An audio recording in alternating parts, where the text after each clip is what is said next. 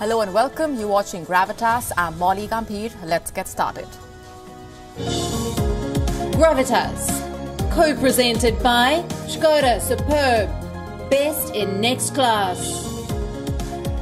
Co-powered by Star Health Insurance, the health insurance specialist. Amstrad, get real, get Amstrad.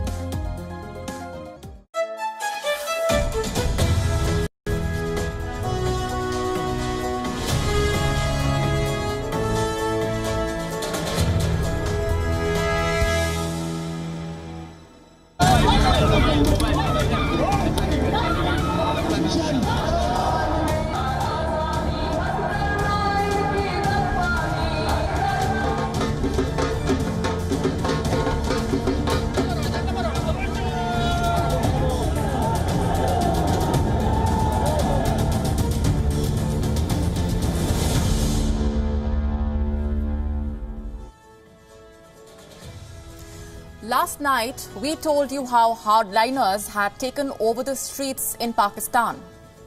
They have been protesting against Emmanuel Macron's crackdown on radical extremism. These hardliners have been encouraged by none other than the country's Prime Minister himself, Imran Khan, who even called for a boycott of French products. Hours after they started their protests, hardliners on Pakistan's streets have ended their demonstrations. Their wishes have been granted. The leader of Pakistan, Imran Khan, has once again bowed down to Islamists. Their wish has become Imran Khan's command instead of the other way around. And these list of demands of the hardliners includes the expulsion of the French ambassador.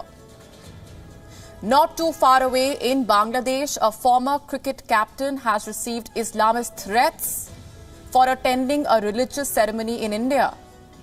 On Gravitas tonight, we examine what the so-called anti-Macron crusaders have got in return for their campaign against Emmanuel Macron. Both Imran Khan and Recep Tayyip Erdogan have a long list of problems at home, but they are fighting a completely different war. It is a classic case of misplaced priorities. We decode the layers tonight. I'm Molly Gambhir. Also on the show, as United Nations Security Council reforms remain elusive, India has called the UNSC an impaired organ. We tell you how China has been blocking these reforms and why India has taken a tough stance against these moves.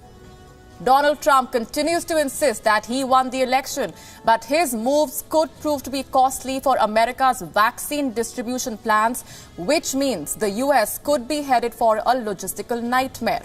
Joe Biden warns more people could die as a result. He is warned about the same. There is now a COVID-19 cluster inside the very body leading the global efforts against the pandemic. At least 65 WHO staffers have now contracted the infection. Some of them worked closely with the WHO chief, Tedros, but he is yet to get tested. We get to the latest. A heroic rescue mission by a British diplomat has won hearts across the world. We get you a special report. But first, as always, Gravitas Global Headlines. French police have dismantled an illegal migrant camp with over 2,000 residents near Paris. Police chief of Paris said that these camps are unacceptable. The migrants, which included some families with small children, were ordered to board buses and will be given alternate accommodation. Thai police fired water cannon and tear gas on pro-democracy protesters attempting to get close to parliament, where lawmakers were debating possible changes to the military-scripted constitution. Thailand has seen months of student-led protests demanding reform to the constitution and monarchy. Political chaos continues to intensify in Armenia, with the country's foreign minister Zorab Mnatsakanyan now resigning. The Armenian government has come under increasing pressure following the Nagorno-Karabakh ceasefire deal that triggered massive protests across the country. According to a report, US President Donald Trump considered attacking Iran's main nuclear site last week. The report claimed that Trump asked for options to attack Iran's main nuclear site last week, but ultimately decided against taking this dramatic step. Trump made the request during an Oval Office meeting with his top national security aides. Peru has named its third president in weeks, with centrist and veteran bureaucrat Francisco Sagasti all set to take office. However, Sagasti's rise to power comes at a difficult time, with Peru currently dealing with multiple crises. A county in China has been forced to reconsider a policy banning residents from walking their dogs in public. A directive in Yunnan province said that anyone caught doing so multiple times would have their pets confiscated and killed. The extreme attempt to stop pet-related incidents and disputes triggered an angry backlash on social media. A French public radio station has mistakenly broadcasted obituaries of major celebrities and political leaders who are alive. This includes Queen Elizabeth II, Iranian Supreme Leader Ayatollah Ali Khamenei, former US President Jimmy Carter, soccer legend Pelé. Radio France Internationale apologized, saying that a technical problem led to the gaffe. The German police have detained 3 people suspected of involvement in the billion-dollar jewel heist at Green Vault Museum last year. Thieves forced their way into the museum and got away with at least 3 sets of early 18th century jewelry, including diamonds and rubies. World number 1 Novak Djokovic has made a flying start at the ATP Tour Finals in London, where he is chasing a record-equaling 6th title. The top-seeded Serbian East passed debutant Diego Schwartzman of Argentina 6-3, 6-2 to climb to the top of Group Tokyo 1970. Russia's Daniil Medvedev, the world number 4, also made a winning start by beating 2018 champion Alexander Zverev 6-3, 6-4. Football star Luis Suarez has tested positive for COVID-19 while on international duty with Uruguay. Suarez scored a 3-0 win over Colombia in the FIFA World Cup qualifiers on Friday, but he will miss the highly anticipated clash against Brazil late on Tuesday night. The positive test also rules Suarez out of the La Liga clash between Atletico Madrid and his former club Barcelona this weekend.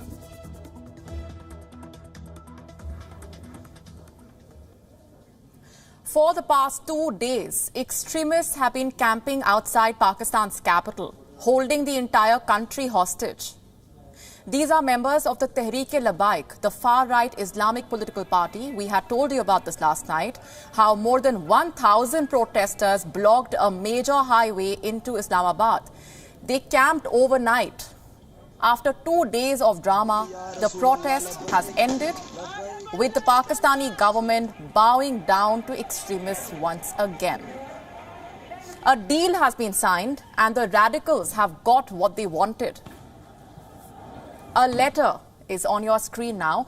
This is the agreement signed between the Tehreek-e-Labbaik and the Pakistani government. Yes, members of the Imran Khan cabinet are signatories to this deal. Pakistan's Interior Minister Brigadier Ijaz Shah has also signed this deal. Religious Affairs Minister Noor ul Haq Qadri is the other signatory, alongside the Commissioner of Islamabad Police and 3 members of Tehreek-e-Labbaik. Here is what they got for ending the protest. Number 1, the Pakistani government has promised to enact a legislation. This will ultimately lead to the expulsion of the French ambassador. Number 2, the Pakistani government has promised it will not send an ambassador to France.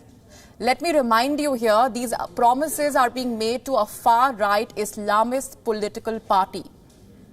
Number 3, French products will be boycotted at a government level in Pakistan. Tehreek-e-Labbaik seems to have got its every wish. Not just this, it also managed to secure the release of its arrested workers. Once again, the Pakistani government has bowed down before the Islamists. The Tehreek-e-Labbaik, remember, is the same group that held Pakistan hostage when Asia Bibi was acquitted. With their protests across major cities of Pakistan, they did not allow her release. Ultimately, Asia Bibi and her family had to flee the country. Back then, Pakistan Prime Minister Imran Khan had dared to warn them, and now he seems to have played a part in fueling this chaos on Pakistan's streets by giving moral legitimacy to the Islamists through his attacks against France and its President Emmanuel Macron. The Tehreek-e-Labbaik calls itself the guardian of Prophet Muhammad's honor. It considers itself as the custodian of Pakistan's infamous blasphemy laws.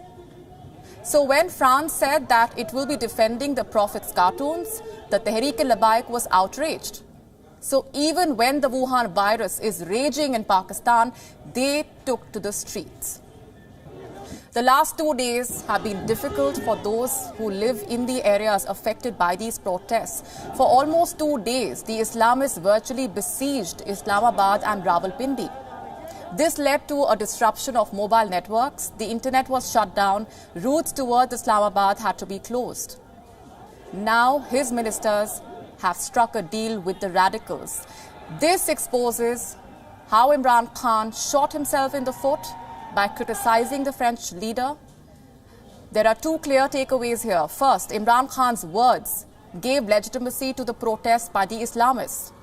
Second, the protests and the concessions by Imran Khan show how weak his government really is, how fundamentalists can capture the capital, dictate policy making in Islamabad, and even decide the fate of foreign ambassadors. The Pakistan government plans to bring in the legislation to evict the French envoy in 2 to 3 months. While religion has dictated policy making in Pakistan for many years now, these protests show the power fundamentalists in the country hold when it comes to dictating Pakistan's political agenda. On the 30th of October, protesters in Bangladesh were burning an effigy of the French President Emmanuel Macron. They were angry over Macron's crackdown on extremism. Cut to the 16th of November, Bangladeshis are issuing death threats to their former cricket team captain, Shakib Al Hasan. Why? Because he inaugurated a ceremony in India last week. When did Bangladesh join Pakistan and Turkey in spreading religious disharmony? Here's a detailed report. The incident is, of course, very sensitive. First of all, I want to say that I consider myself a proud Muslim. This is one of the world's top cricketers, reinstating his faith in Islam. Shakib Al Hasan is apologizing to the people of his home country, Bangladesh. He inaugurated a ceremony in the Indian city of Kolkata, a city whose jersey Hasan once sported in the Indian Premier League or IPL. I have never inaugurated a puja, and as a conscious Muslim, I will not. It's another story that the pictures and videos from Kolkata prove otherwise. Shakib Al Hasan did cut the ribbon and light the ceremonial lamp. But in the wake of the anger in his home country, Hasan is in damage control mode.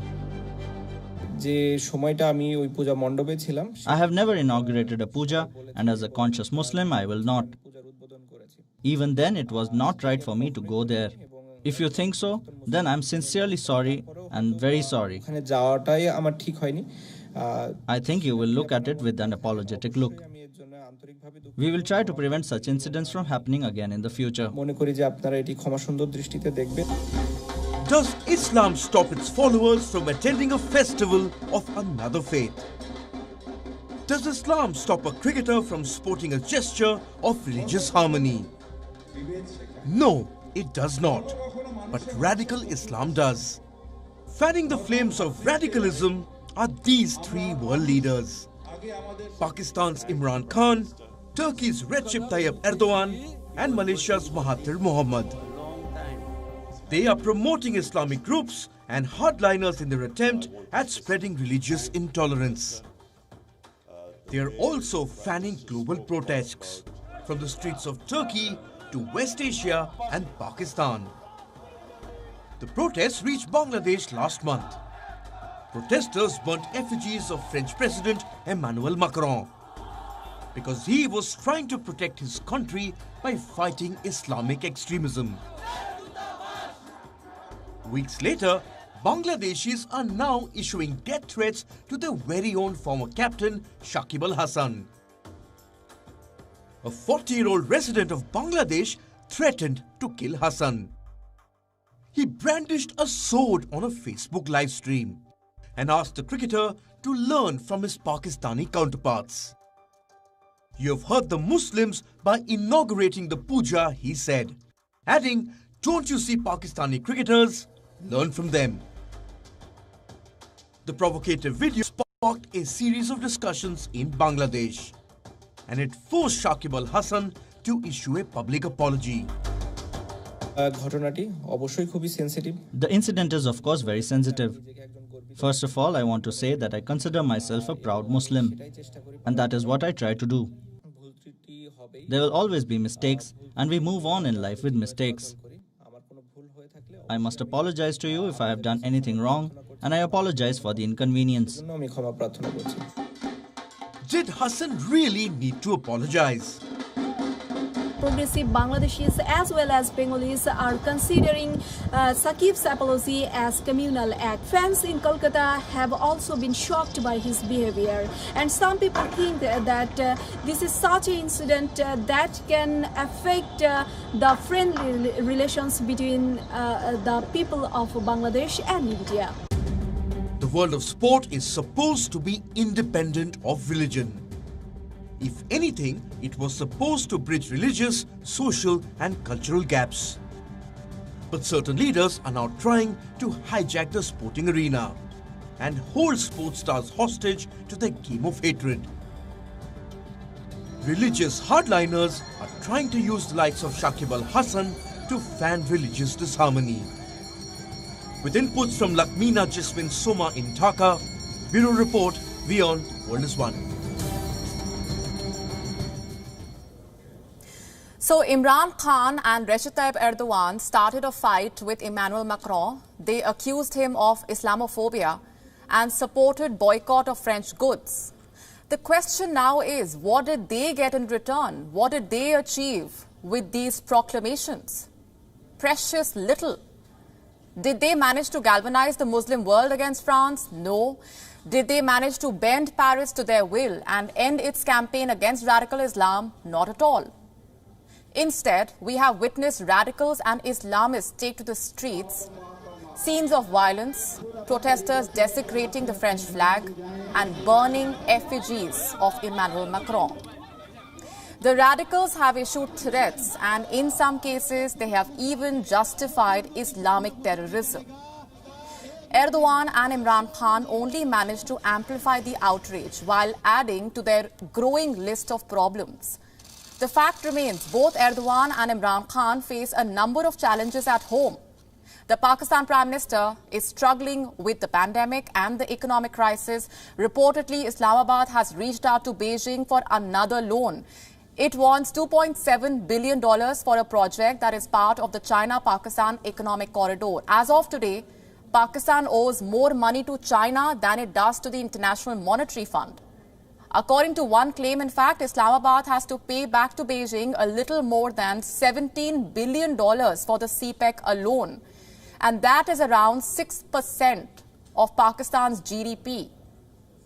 China is like a lender of last resort to Pakistan, but Pakistan has borrowed from France as well. In 2017, France helped out Pakistan with a loan of $25.3 million. A report in June this year claimed that Pakistan has received debt relief from the Paris Club. This is an informal group of creditor countries, which includes nations like the US, the UK, Japan and France. According to the newspaper Dawn, Pakistan owes more than $780 million to this Paris Club of creditors next year. Most of this debt has to be paid back to Japan and France. The last time Islamabad took on a creditor, it did not end well. Earlier this year, Pakistan had to pay a hefty price for starting a diplomatic fight when Islamabad issued an ultimatum to Saudi Arabia over Kashmir.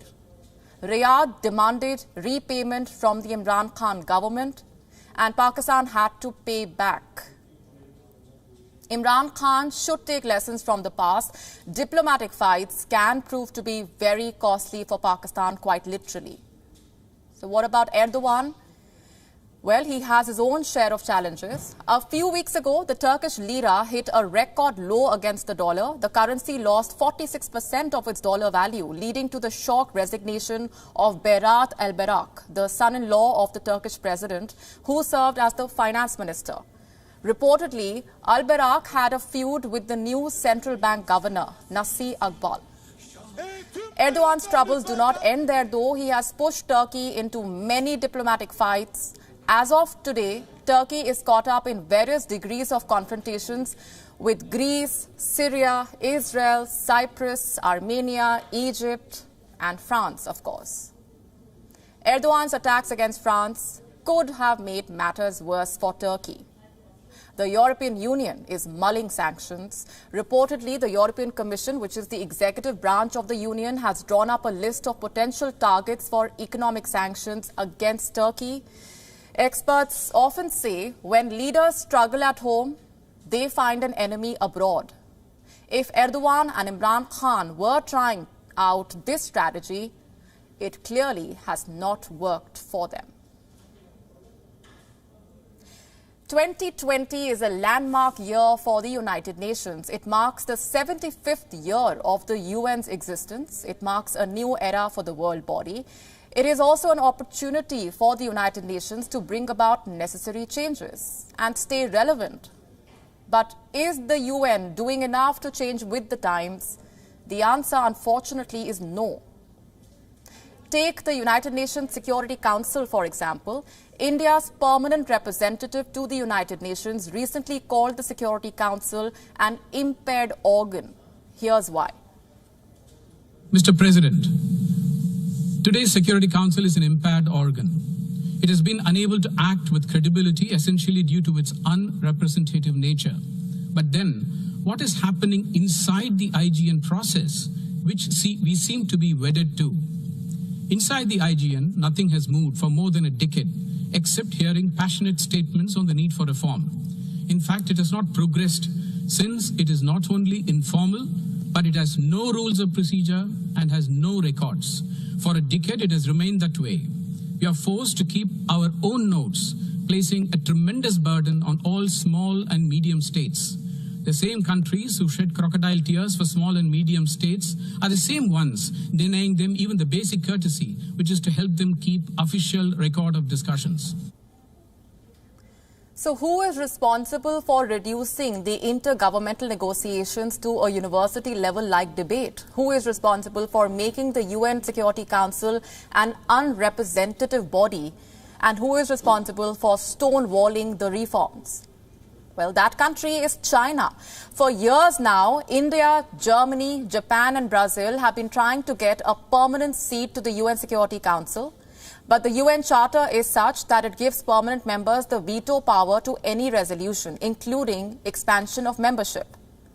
Russia, France, the US and the UK and China are the permanent UNSC members. While the first four have backed India's permanent membership, China has time and again stalled it. China has also stonewalled the IGN, or the intergovernmental negotiations, by laying out impossible conditions.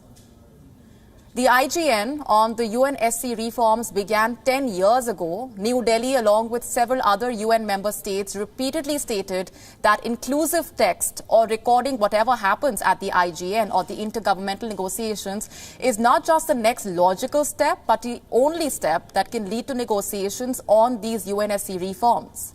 And the absence of record does not help bridge differences. But it only stalls the process of reform, which India and other G4 nations believe is long overdue. Just a handful of countries don't want us to proceed. They have stopped the IGN from progressing.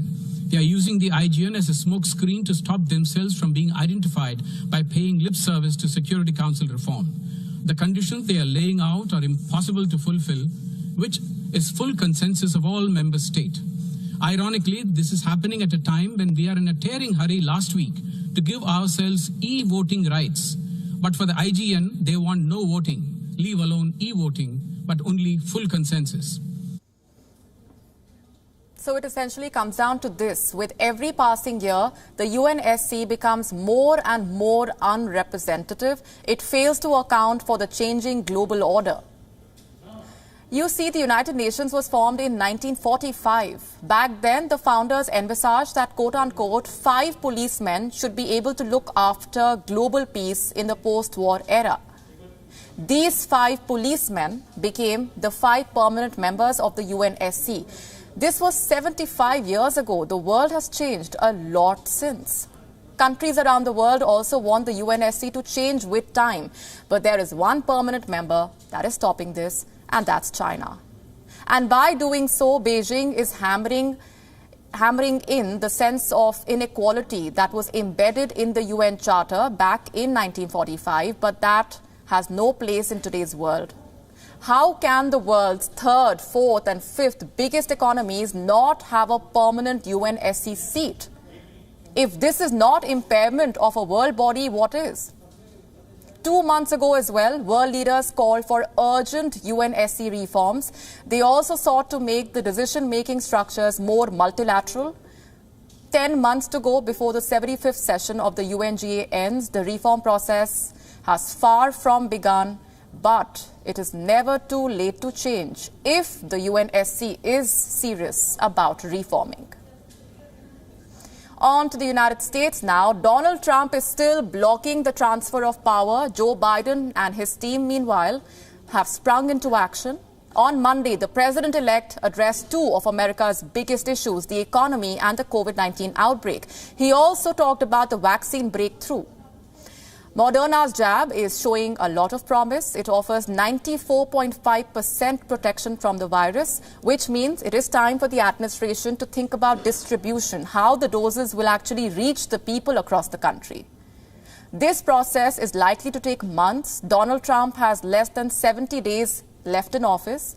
In all likelihood, the Biden administration will have to carry out most of the distribution. But here's the problem. Donald Trump is not sharing his distribution plan, which means the U.S. could be headed for a logistical nightmare, something that Joe Biden feels could lead to more people losing their lives. Listen in. More people may die if we don't coordinate. Look,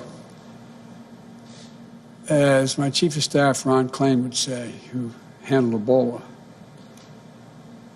a vaccine is important. It's of little use until you're vaccinated. So how do we get the vaccine? How do we get over 300 million Americans vaccinated? What's the game plan? It's a huge, huge, huge undertaking to get it done. Joe Biden also talked tough on the economy. He convened a meeting with America's top CEOs. Microsoft's Satya Nadella and General Motors' Mary Barra were in attendance. The president-elect's plan focuses on 2 broad aspects: supporting small businesses and overhauling the tax structure. He wants the wealthiest Americans to pitch in with more, something that he spoke about on the campaign trail. You know, it's based on a simple premise. It's time to reward work, not just wealth in America. We're going to have a fair tax structure that makes sure the wealthiest among us and corporations pay their fair share. When we build back better, we'll do so with higher wages, including a $15 minimum wage nationwide, better benefits, stronger collective bargaining rights that you can raise a family on. So that is Joe Biden's message: equitable and fair growth. He claims corporate America is on board for this plan, which is a bit tough to believe, since these companies have been evading taxes for years. Plus, getting some of these reforms past a Republican Senate does not look easy. Joe Biden has his task cut out, but to get started, he needs Donald Trump to concede. Donald Trump's position has not changed in the last 24 hours. He still believes the election was rigged and that he won. But what about his subordinates? Secretary of State Mike Pompeo has made his stance clear. He says he is preparing for a second Donald Trump term. In fact, Mike Pompeo is currently on a 7-nation tour. He started off in France. He is now in Turkey. He is also slated to visit the UAE, Saudi Arabia, Qatar and Israel. It's a rather strange tour, to say the least, because most of these countries have already congratulated Joe Biden. They have recognized him as the next president of the United States. But Mike Pompeo does not seem bothered. National Security Advisor Robert O'Brien is a bit more circumspect. He admitted that Biden and Harris are likely to occupy the White House come next year. Well, I'll still in office, so I'll probably hold off on the op-eds for a while. And I want to give, if there is a new administration, like, they deserve some time to come in and implement their policies. We may have policy disagreements, but look, if the Biden-Harris ticket is determined to be the winner, and it's, obviously things look that way now, we'll have a very professional transition from the National Security Council. There's no question about it. Before election night, American political pundits had one major concern. If Donald Trump were to lose, how would he govern until the 20th of January? Would he embark on a careless path? Early indications are these worries are legitimate. Donald Trump seems to be proving the pundits right. He is accelerating troop withdrawal from Iraq and Afghanistan. He wants the troops back home by the 15th of January, just 5 days before the inauguration. It is an audacious goal. Even Trump's ally, Mitch McConnell, does not approve. He feels America is ceding space to terrorist elements in the region. Another report claims Donald Trump was considering attacking Iran last week. He asked his military experts for options. The target was Iran's main nuclear site. His advisors ultimately managed to dissuade Donald Trump from starting a war. Presidential transitions have always been a prickly affair, but never unceremonious. In recent years, there has been a tradition of the outgoing president leaving letters for the incoming leader. Far from letters, Donald Trump is intent on leaving a mess which Joe Biden will have to clean up. The World Health Organization's headquarters emerging as a Wuhan virus hotspot. At least 65 staffers of the WHO have so far contracted the infection. Some of them worked closely with the WHO chief, Tedros. But he is yet to get tested.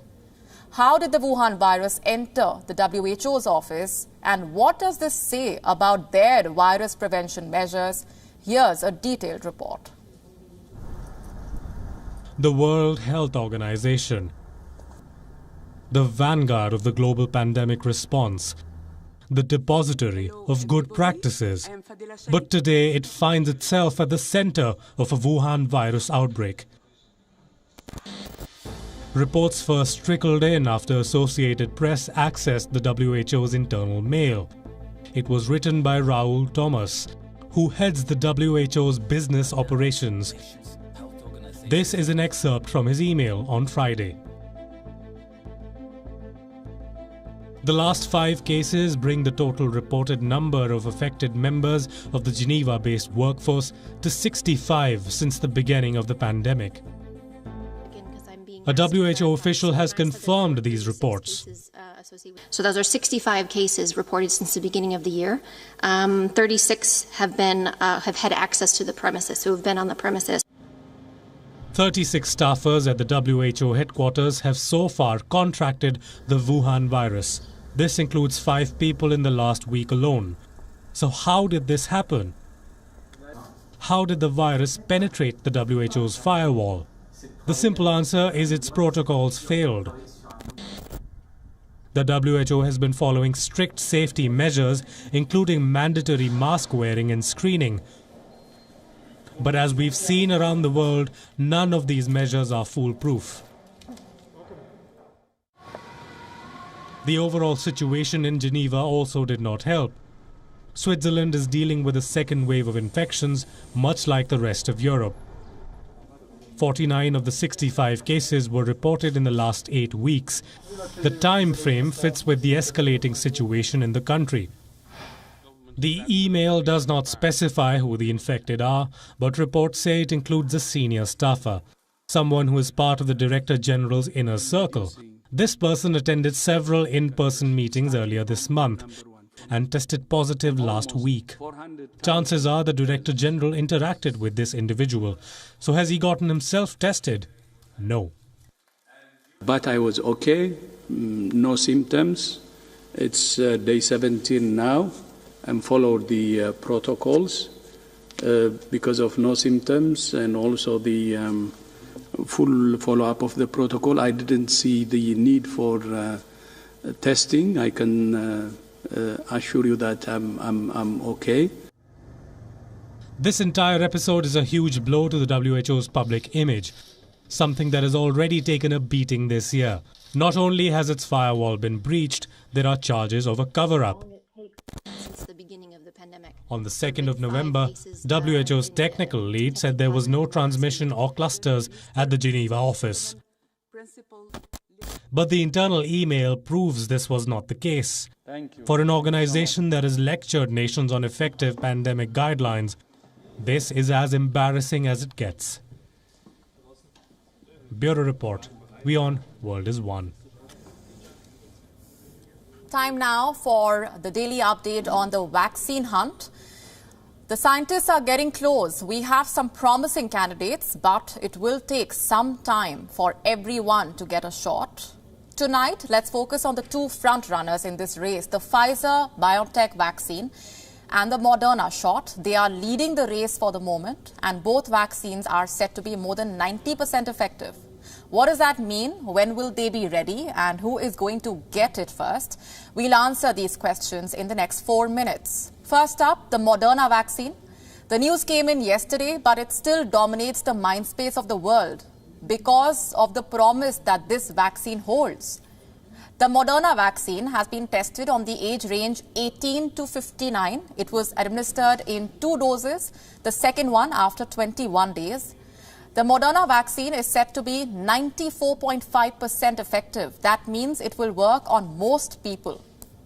And the volunteers have reported mild side effects that pose no danger to life. Neil Browning from Washington was one of the participants of the Moderna trial. He received the first shot in March, followed by a second dose a month later. This is how he described his experience. Honestly, it's been flawless. I had a very slightly sore arm after each injection, much like I would get from a standard flu shot. Over and above that, I've had no ill effects, and it didn't really feel like anything at all had happened. I'm super happy to be a part of this and to try and help bring some kind of peace back to the world. So who will get this vaccine first? We have some estimates. Here are the countries that have ordered the vaccine: Canada, Israel, Japan, Qatar, the UK, the US, also the European Union. The US could be the first to get it. The Americans have ordered 20 million doses. Here is Moderna's president explaining how he plans to scale up manufacturing. We hope to have about 20 million doses of the vaccine by the end of this year, by the end of the calendar year. And we're looking forward to making about 500 million to 1 billion doses next year. But that is going to be a 24/7 operation. So some supplies will be ready by the end of this year. Moderna plans to supply those once it has received an approval from the American regulators. What about the Pfizer vaccine? Here is what the trials have revealed so far. The vaccine was tested on 2 age groups, 12 to 55 as well as above 55. This was a 2-dose vaccine, the second shot after 21 days. It has a 90% immune response with no side effects reported. Pfizer was first to announce its efficacy rates. It wants to produce and supply more than 1 billion doses of the vaccine in 2021. The next question, who is going to get it? Here are the countries that have the advance orders: Canada, Ecuador, European Union, Israel, Japan, Switzerland, the UK and the US. The United States and Spain could be the first countries to receive their supplies. In the US, Pfizer has already launched a delivery trial. The company wants to test its delivery program in Rhode Island, Texas, New Mexico and Tennessee. This vaccine must be shipped and stored at -70 degrees. Not every city will have cold storage facilities of this kind. So the pilot delivery program will give Pfizer an idea what it needs to do to roll out the vaccines, what more needs to be done. The company wants to start delivery by the end of this year. We will start to deliver the vaccine end of this year, beginning next year. Our goal is to deliver more than 300 millions of vaccine doses until April next year, which could allow us to already start to make an impact. The bigger impact will happen until summer. And what about India? Well, the Indian government is in talks with both Pfizer and Moderna. India has been engaging with the makers of the Oxford vaccine and Sputnik 5 while pushing Covaxin, a made-in-India alternative. Earlier, the health minister, Dr. Harshvardhan, has said that India will get a vaccine by the end of this year or early next year. A priority list of beneficiaries will be made by the states. Reportedly, about 25 crore people are likely to be inoculated by July next year, with health workers and the vulnerable population being prioritized first. But any vaccine candidate will have to clear the trials first to get approvals from the Indian regulators. There is a war in Ethiopia. The federal government has launched a military offensive against the local rulers of the northern region of Tigray. Hundreds of people have died, thousands have fled to Sudan. Our next report gets you the latest. The Norwegian Nobel Committee has decided to award the Nobel Peace Prize for 2019 to Ethiopian Prime Minister Abiy Ahmed Ali for his efforts to achieve peace and international cooperation, and in particular for his decisive initiative to resolve the border conflict with neighboring Eritrea. War is the epitome of fail for all involved. A year after Ethiopian Prime Minister Abiy Ahmed Ali was awarded the Nobel Peace Prize, his country has nosedived in conflict. There is ongoing war in the country's northern Tigray region. Hundreds have died. At least 27,000 people have fled the heavy fighting. Around 4,000 people are leaving Tigray every day.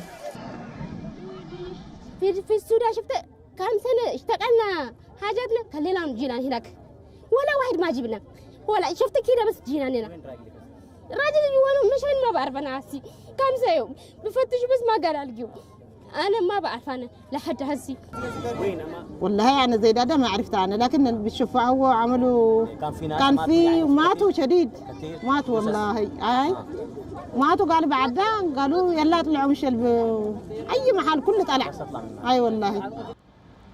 The United Nations says there is a full-scale humanitarian crisis unfolding in Ethiopia. What is happening? The Ethiopian government forces are fighting troops that are loyal to Tigray's ruling party, the Tigray People's Liberation Front. Tigray is home to 7 million people. It borders Eritrea and Sudan. The region accuses Abiy Ahmed of being authoritarian. The Prime Minister's supporters say Tigray is a region of hardliners. On the 4th of November, Ethiopian Prime Minister ordered airstrikes and a ground offensive against Tigray's local rulers for defying him. The conflict escalated last weekend when Tigrayan forces fired rockets into Eritrea.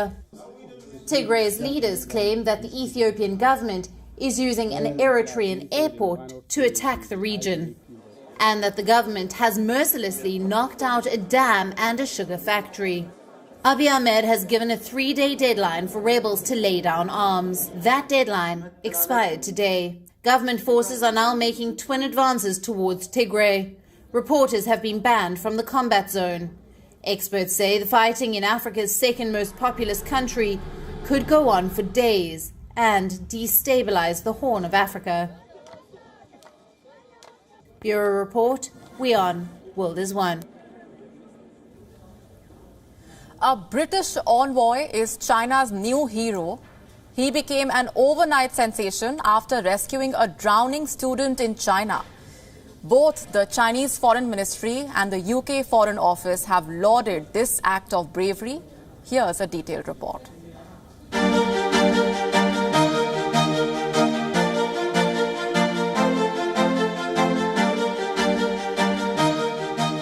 Not all heroes wear capes. Meet Stephen Ellison, a 61-year-old British diplomat in China. He is currently posted as Consul General in Chongqing. Over the weekend, Ellison became a hero in China.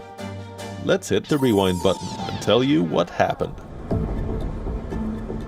On Saturday, Ellison was visiting a tourist spot near Chongqing. While he was there, tragedy struck. A young college student fell into the river flowing through the spot. The current was strong. The young woman was struggling to stay afloat. That's when Ellison leapt into action. He jumped into the river, swimming confidently to rescue the drowning student. By this time, authorities threw in a life buoy. Ellison dragged the young woman and himself to the buoy, and then ashore.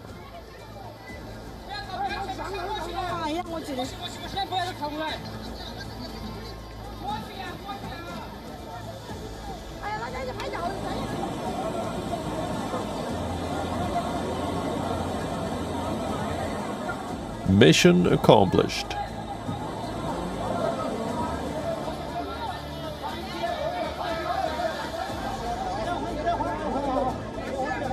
Words of praise started pouring in from all quarters. UK Foreign Secretary Dominic Raab said Ellison's bravery demonstrates the very best of British diplomats around the world. China's Foreign Ministry also gave him a big thumbs up. That's a good thing. I've seen reports about it. I think he should be commended for his act of bravery. I'd like to give him a big thumbs up.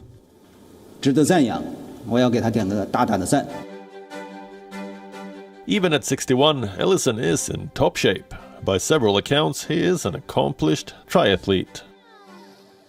In an interview after the daring rescue, he said people kept asking him whether the water was cold. Ellison had a smooth answer. "They forget I'm from Newcastle. I swam in the North Sea." Bureau Report, WION. World is One. With that, it's a wrap, leaving you as always with Gravitas Images. Thanks for watching.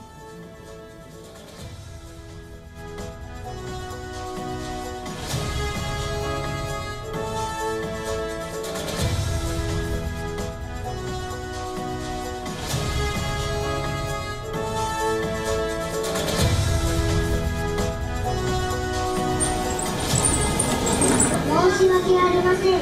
もう少し間隔を空けてお並び